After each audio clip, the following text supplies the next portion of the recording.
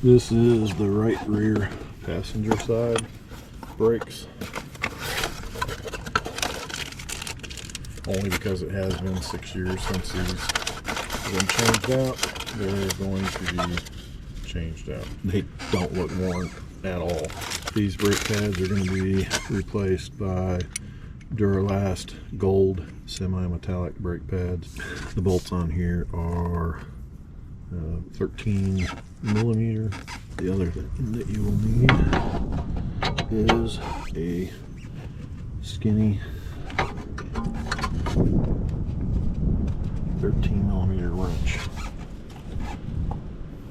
because it's just going to spin. It seems like every situation where you run into where you need a wrench that'll fit inside of here, you never have that wrench because it's too wide and will not fit in there. And sometimes what works is if you happen to buy electrical tools, sometimes you'll get these cheapo accessory wrenches, and in this case it's very thin, so hopefully this will help me get this off, because it does fit. And inside is 15.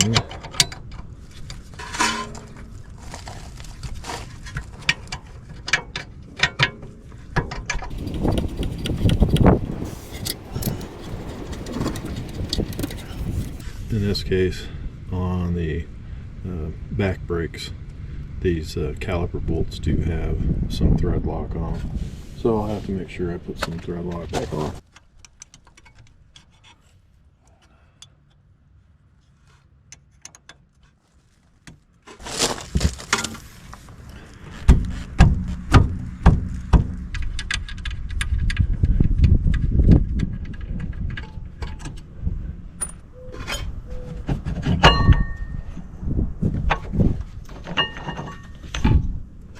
In your owner's manual, it's probably not going to tell you what type of brake calipers or what type of pistons you have on your calipers. For instance, on this vehicle, the front brake calipers are not the same as the rear as far as the piston. Of course, the front, you can just use a regular clamp to push the piston in. But on the rear of the 2017 Volkswagen Jetta, you can't just push this piston in.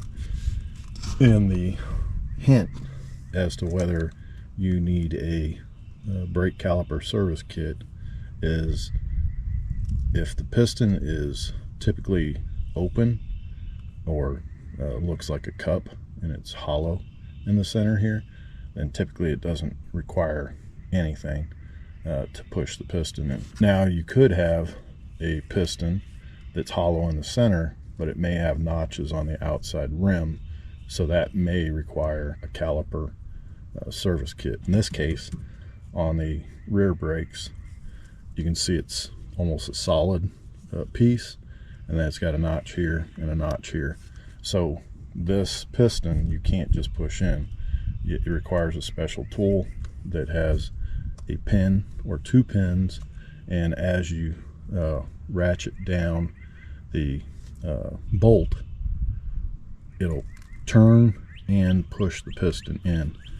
You can't do this by hand. You can try to, but it's not going to work that well. This is a Craftsman 11-piece brake caliper service kit. You can go to an auto parts store, and you would have to have a pretty good idea of the size that you need in order to purchase one. If you were to buy a kit, you're better off, because then you have options. This is a typical kit, and like I was saying, see these little pins? These pins go into the slots and turn it as it's being pushed, and you use this to push the piston in. This will lock in like this, and these are magnetized. This is the three main components. You're gonna have this piece here, this piece, and then one of these pieces here. This piece right here, you're just going to slide over the top here, because this part right here is going to go to the outside portion of the caliper and push up against it as you rotate the handle. And then what you're going to do is put one of these on, and it's going to lock into the piston to rotate it. Before I push the piston in, what I'm going to do is I'm going to open up this brake fluid reservoir. I'm just going to leave it open but covered because I don't want it to get contaminated. When you go to use the brake caliper service kit, you'll have to take a best guess at which one will work and see. Just put it in place here, and in this case, this one, the pins sit right where they need to. It's a little tiny bit off, but it does sit right in the slots on the piston.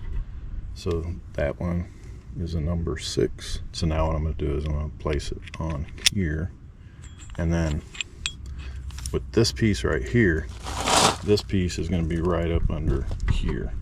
And if you notice, this is curved and the back side is curved as well.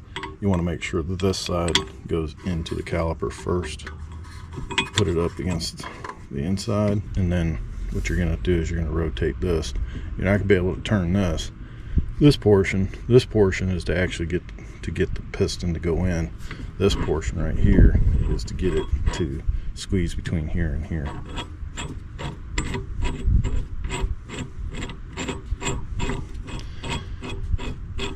And you're going to turn it outward or to the left, and you want to make sure it's lined up as you're doing this. So I'm going to turn this until this plate is locked up against the back side of here, and then the pins are locked in.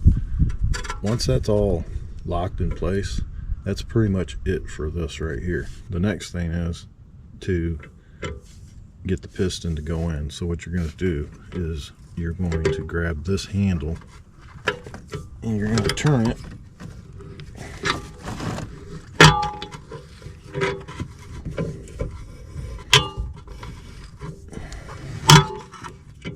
You can see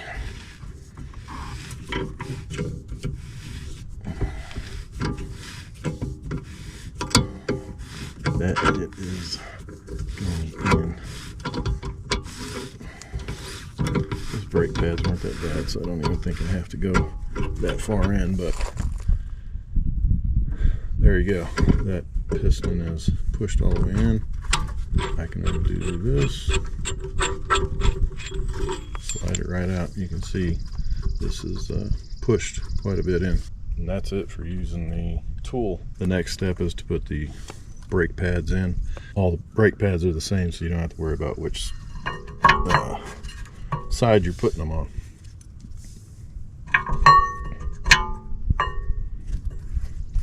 You're just going to put the caliper directly over those springs and put your caliper bolts in. Before you put your caliper bolts on, make sure you put some thread lock on. This is not something you want to fail on you.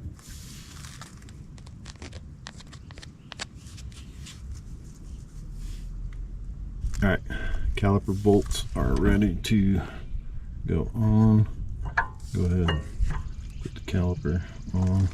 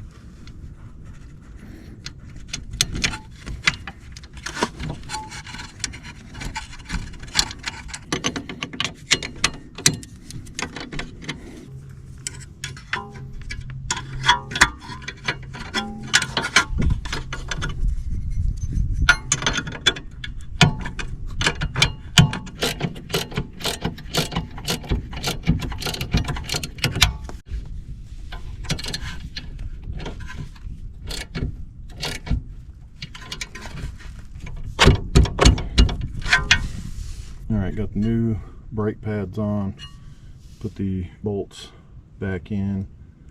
Put some thread lock on the caliper bolts, and that's pretty much it for the passenger side rear.